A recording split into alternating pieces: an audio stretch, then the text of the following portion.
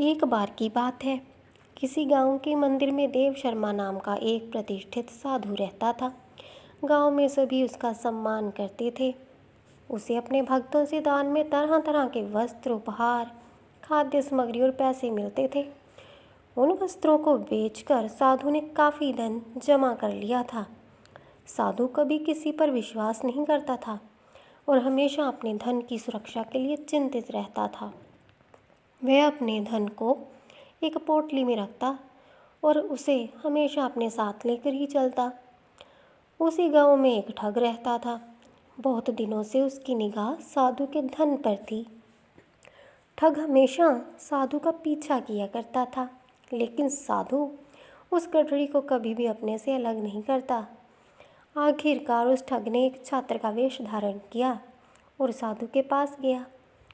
उसने साधु से मिन्नतें की कि वह उसे अपना शिष्य बना ले, क्योंकि वह ज्ञान प्राप्त करना चाहता था। साधु तैयार हो गया और इस तरह से वह ठग साधु के साथ ही मंदिर में रहने लगा। ठग मंदिर की सफाई से लेकर अन्य सारे काम करता था और ठग साधु की भी खूब सेवा करता। जल्दी ही वह उसका विश्वास पात्र बन गया। एक दिन साधु को पास के गांव में एक अनुष्ठान के लिए आमंत्रित किया गया। साधु ने वह आमंत्रण स्वीकार कर लिया और निश्चित दिन साधु अपने शिष्य के साथ अनुष्ठान के लिए निकल पड़ा। रास्ते में एक नदी पड़ती थी। साधु ने नदी में स्नान करने की इच्छा व्यक्त की। उसने पैसों की गठरी को एक कंबल के अंदर रखा और उसे नदी के किनारे रख दिया।